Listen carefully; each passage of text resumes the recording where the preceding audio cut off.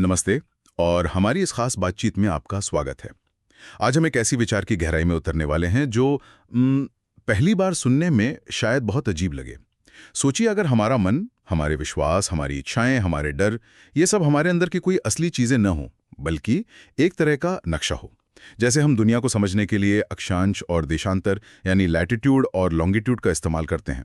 ये लकीरें असल में जमीन पर तो खुदी हुई नहीं है ना? ये बस दुनिया को नापने का, उसे समझने का एक सिस्टम है। क्या हो अगर हमारा मन भी बस ऐसा ही एक सिस्टम हो? बिल्कुल। और ये सवाल हमें दर्शन शास्त्र की एक बहुत ही पेचीदा और दिलचस्प शाखा में ले जाता है, जिसे मन का दर्शन या फिलॉसफी ऑफ माइंड कहते हैं। आज हम जिन स्रोतों की पड़ताल कर रहे हैं वो इसी आइडिया को सामने रखते हैं, जिसे व्याख्यात्मक सिद्धांत कहा जाता है। यानी मन कोई चीज नहीं है जिसे हम खोजते हैं, बल्कि एक कहानी है जिसे हम गढ़ते हैं ताकि हम एक दूसरे को समझ सकें। तो आज का हमारा मिशन है दो बहुत बड़े दार्शनिकों डोनाल्ड डेविडसन और डैनियल डेनेट के नजरिए से इस पहेली को समझना। लेकिन यहाँ एक बहुत बड़ी उलझन है जिसे रिग्रेस प्रॉब्लम कहते हैं। अगर मेरा मन होने का मतलब यह है कि कोई और मेरे व्यवहार को समझ रहा है और उस दूसरे का मन होने का मतलब यह है कि कोई तीसरा उसे समझ रहा है, तो भाई ये सिलसिला रुकेगा कहाँ? ये तो एक अंतहीन शीशमहल जैसा लगता है। चलिए आज इसी से बाहर निकलने का रास्ता ढूंढते हैं। ठीक है, तो चलिए इसे खोलते हैं। शुरुआत करते हैं डोनाल्ड डेविडसन से। उनका सारा ध्यान प्रोपोजिशनल एटीट्यूड्स पर है। ये थोड़ा भारी भरकम शब्द लग सकता है। हाँ, पर इसका मतलब बहुत सीधा है। हमारे विश्वास, इच्छाएं, उम्मीदें, डर, ये वो मानसिक अवस्थाएं हैं जिनका कोई विषय होता है। जैसे जब हम कहते हैं मुझे लगता है कि आज बारिश होगी, तो यहाँ लगना या विश्वास करना हमारा एटीट्यूड है, और आज बारिश होगी ये वो आइडिया है जिसके बारे में हम सोच रहे हैं। इसी मूल आइडिया को दार्शनिक प्रोपोजिशन कहते हैं। डेविडसन के लिए ये समझना बहुत जरूरी है, क्योंकि वो कहते हैं कि किसी के मन को समझना असल में उसकी भाषा को समझना है। और ये पर बात वाकई घूम जाती है। डेविडसन का दावा है कि आप एक के बिना दूसरे को समझ ही नहीं सकते, भाषा के बिना विश्वास नहीं, और विश्वास के बिना भाषा नहीं। लेकिन इसका तो एक बहुत चौंकाने वाला नतीजा निकलता है। इसका मतलब तो ये हुआ कि सिर्फ वही जीव सोच सकते हैं जिनके पास भाषा है। तो फिर मेरा कुत्ता या एक छोटा बच्चा जब भी बोलना नहीं सीखा, क्या वो नहीं सोचते? ये बात तो कुछ हजम नहीं हुई। बताता है कि किसी भी भाषा का कोई वाक्य कब सच माना जाएगा। जैसे एक फ्रांसीसी वाक्य इल प्लो, सच है अगर और केवल अगर असल में बारिश हो रही है। सुनने में ये बहुत मामूली बात लगती है, लेकिन डेविडसन कहते हैं कि किसी एक वाक्य का मतलब समझने के लिए आपको उस पूरी भाषा की संरचना को समझना होगा। एक मिनट रुकिए, ये तो एक चक्रव्यूह जैसा लग रहा है ना? अगर मुझे पता नहीं है कि आपके शब्दों का मतलब क्या है, तो मैं आपके विश्वास कैसे जान सकता हूँ? और अगर मुझे आपके विश्वास ही नहीं पता, तो मैं आपके शब्दों का मतलब कैसे निकालूं? ये तो वही बात होगी कि पहले अंडा आया या मुर्गी। बिल्कुल सही पकड़ा। इसी चक्रव्यूह को तोड़ने के लिए डेविडसन आई थ्योरी या इंटरप्रिटेशन थ्योरी लाते हैं। वो कहते हैं कि हमें एक बहुत ही बुनियादी जगह से शुरू करना होगा। बस ये पता लगाना कि सामने वाला व्यक्ति किस वाक्य को सच मान रहा है। हमें ये जानने की जरूरत नहीं है कि उस वाक्य का मतलब क्या है या उसका विश्वास क्या है। बस इतना कि वो कह रहा है हाँ ये सच है। अच्छा, तो हम बस उसके हाँ या ना से शुरू करते हैं। हाँ, स्रोत में दिए गए चित्र में इसे एक वेक्टर की तरह दिखाया गया है। एक तरफ विश्वास की ताकत है, दूसरी तरफ अर्थ की ताकत है, और इन दोनों का मिला जुला नतीजा है वो वाक्य जिसे कोई सच मान रहा है। हम इस नतीजे से शुरू करके पीछे की ओर काम करते हैं ताकि विश्वास और अर्थ दोनों को अलग अलग समझ सकें। लेकिन असल दुनिया में तो लोग हर समय गलत बातें कहते हैं, झूठ बोलते हैं। अगर हम सिर्फ इसी आधार पर चलें कि कौन क्या सच मान रहा है, तो हम सही व्याख्या तक कैसे पहुंचेंगे? हम तो गुमराह हो जाएंगे। यहाँ डेविडसन का सबसे शानदार दांव आता है, उदारता का सिद्धांत। वो कहते हैं कि किसी को समझने के लिए हमें ये मानकर चलना ही होगा कि वो ज्यादातर मामलों में समझदार है, तर्कसंगत है और दुनिया को लगभग वैसे ही देखता है जैसे हम देखते हैं। स्रोत में एक बढ़िया उदाहरण है। मान लीजिए कोई लंदन में सड़क पर चलते हुए बॉलर हैट को देखकर कहता है, देखो सबने बॉलिंग हैट पहना है। हाँ, बॉलिंग हैट मतलब क्रिकेट वाला हेलमेट? हाँ, अब आपके पास दो विकल्प है। या तो आप ये माने कि ये आदमी पागल है, या फिर आप उदार बने और ये माने कि शायद उसकी दुनिया की समझ तो ठीक है, बस उसने गलत शब्द इस्तेमाल कर लिया है। वो बॉलर की जगह बॉलिंग कह रहा है। उदारता का सिद्धांत कहता है कि हमें हमेशा दूसरा विकल्प चुनना चाहिए। अच्छा, तो हम एक तरह से सामने वाले को बेनिफिट ऑफ द डाउट दे रहे हैं ताकि बातचीत आगे बढ़ सके। तो फिर इन सब का निचोड़ क्या है? डेविडसन के इस जटिल सिस्टम से सबसे बड़ी बात क्या निकल के आती है? सबसे बड़ी बात यह है कि मन कोई चीज नहीं है, बल्कि एक नापने का तरीका है। किसी के विश्वासों को समझना ठीक वैसा ही है जैसे दुनिया पर अक्षांश और देशांतर का सिस्टम लागू करना। ये रेखाएं असल में है नहीं, लेकिन उनके बिना हम दुनिया में अपनी जगह नहीं जान सकते। वैसे ही विश्वास और इच्छाएं शायद दिमाग के न्यूरॉन्स में कोई खास चीज नहीं है।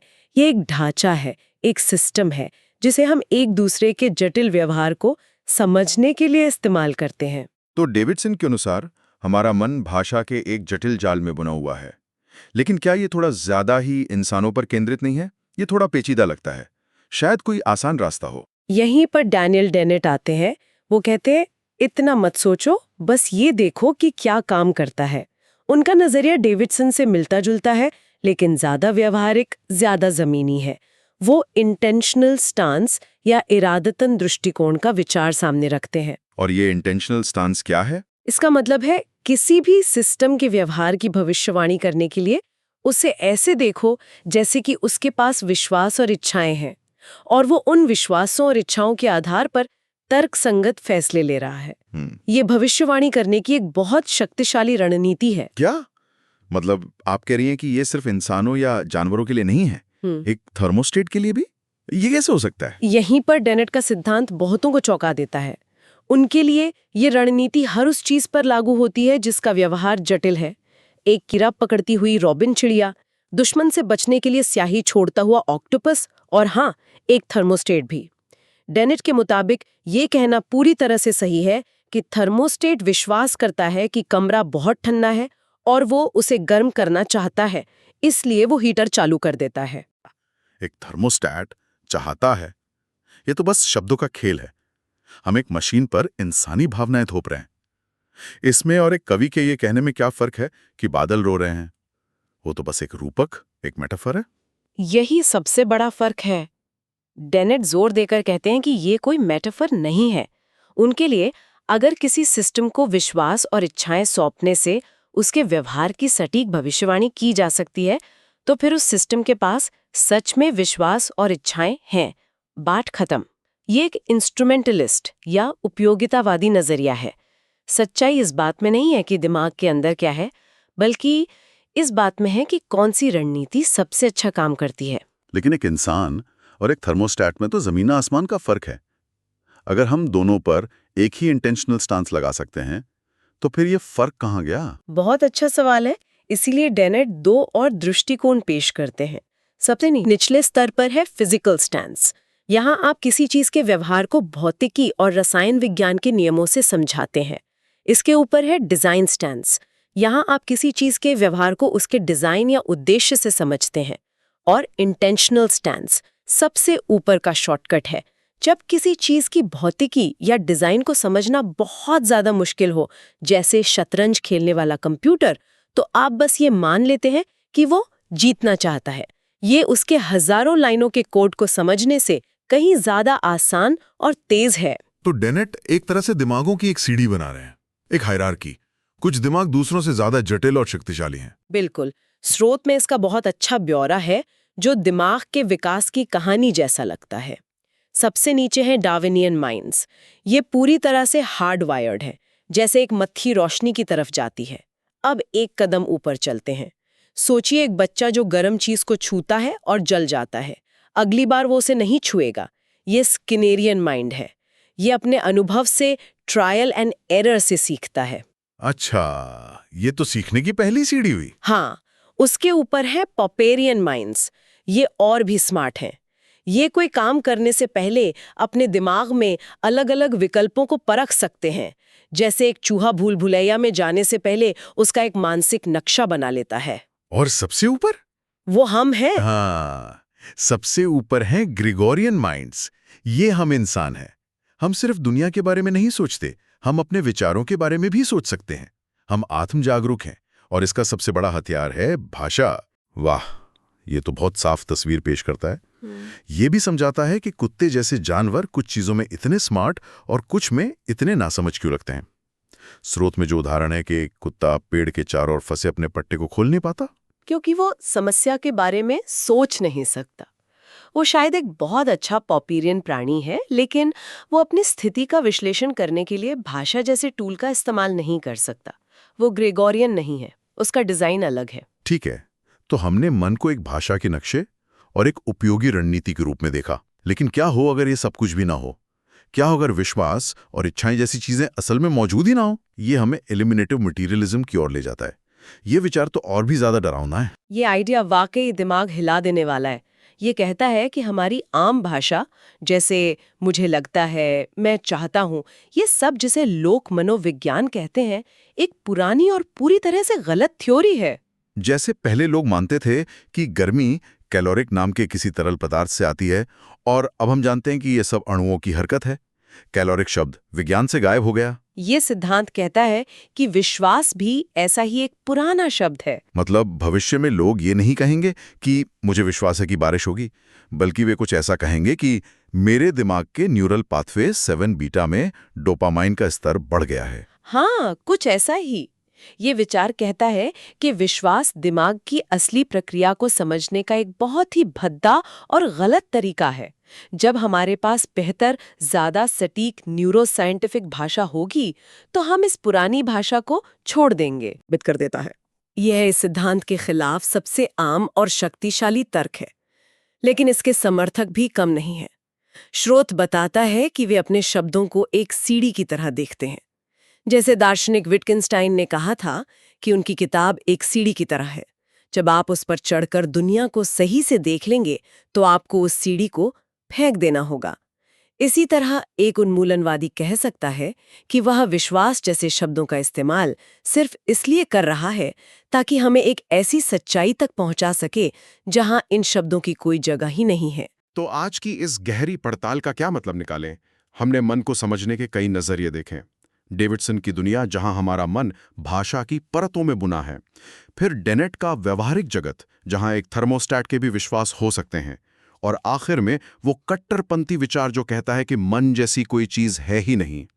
अगर हम इसे बड़ी तस्वीर से जोड़ें, तो ये सिद्धांत हमारी सबसे बुनियादी धारणा पर हमला करते हैं कि हम कौन हैं। यह हमें ये पूछने पर मजबूर करते हैं कि दिमाग होने का मतलब क्या है।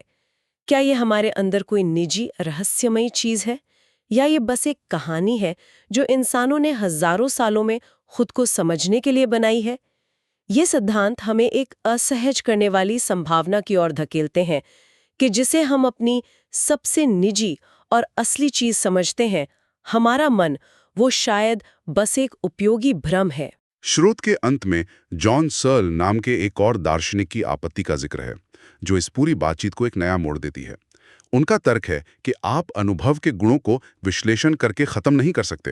हाँ, सर कहते हैं कि मान लीजिए कोई एक नारंगी रंग के फूल का मतिभ्रम या हैलुसिनेशन देख रहा है, ठीक है? वहां कोई असली फूल नहीं है, लेकिन नारंगी रंग का जो अनुभव है, जो कच्ची अनुभूति है, वो तो उसके दिमाग में 100% असली है।